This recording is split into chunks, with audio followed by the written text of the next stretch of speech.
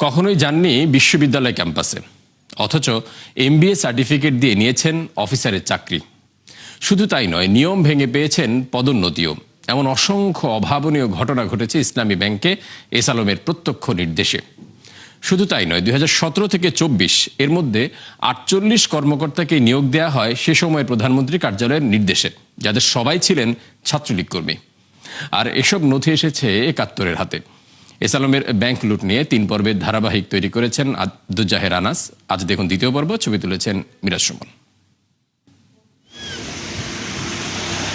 চট্টগ্রামের বাইজিদ বোস্তামির এই সাউদার্ন বিশ্ববিদ্যালয়ের সনদ দেখিয়ে ইসলামী ব্যাংকে ক্যাশ অফিসার পদে চাকরি নেন পটিয়ার আরাফাত হোসেন। কিন্তু 71-এর অনুসন্ধান বলছে আদতে তিনি পড়ালেখা করেননি সেখানে, অর্থাৎ জাল সনদ তৈরি করে তা জমা দেন ব্যাংকে। একই অবস্থা আরেক চাকরিচ্যুত কর্মকর্তা মনসুর আলমেরও। সবখান থেকেই, ডিপার্টমেন্ট থেকে, স্টুডেন্ট অ্যাফেয়ার্স এবং কন্ট্রোলার অফিস, সবখান থেকে কিন্তু এটা ফেক হিসেবেই সবাই সম্ভব। এটি ঢাকার রয়্যাল ইউনিভার্সিটি। চাকরির জন্য এই প্রতিষ্ঠানের সার্টিফিকেট জমা দেন মোহাম্মদ জুলকারনাইন নামে আরও এক সাবেক কর্মকর্তা। যদিও অনুসন্ধান বলছে এই নামে কোনো ছাত্রই ছিল না এখানে। এরকম অন্তত 20টি সার্টিফিকেট যাচাই করে টিম 71। এর মধ্যে 16টিই ছিল জাল, অর্থাৎ কর্মী নিয়োগে অনৈতিক উপায় অবলম্বন করা হয় এস আলমের প্রত্যক্ষ নির্দেশে। আমি যে রিপোর্টটা দেখলাম, এটা তৎকালীন যিনি কন্ট্রোলার অফ এক্সামিনেশন ছিলেন ডক্টর আমিরুল ইসলাম খান স্যার, ওনার তত্ত্বাবধানে ভেরিফিকেশনটা হয়েছে। তো ভেরিফিকেশন অনুযায়ী এটা আমাদের রয়্যাল ইউনিভার্সিটি এই সার্টিফিকেটটা ইস্যু করেনি। উনি হয়তো বাড়ি থেকে বা কোথাও থেকে কোনো না কোনোভাবে বানিয়ে নিয়েছে।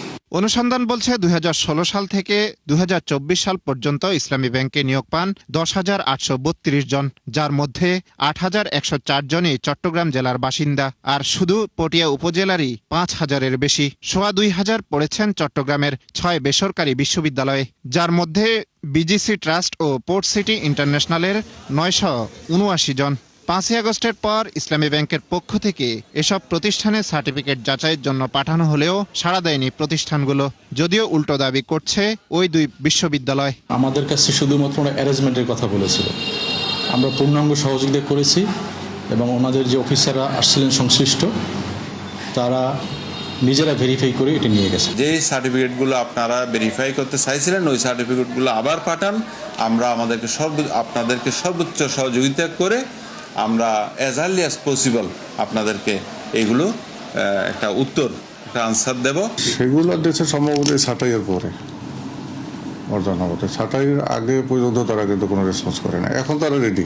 শুধু নিয়োগ নয়, ইসলামী ব্যাংকে লুটে সহযোগীদের পদোন্নতি হয়েছে দ্রুত গতিতে। যেমন ডিএমডি পদের জন্য 20 বছরের ব্যাংকিং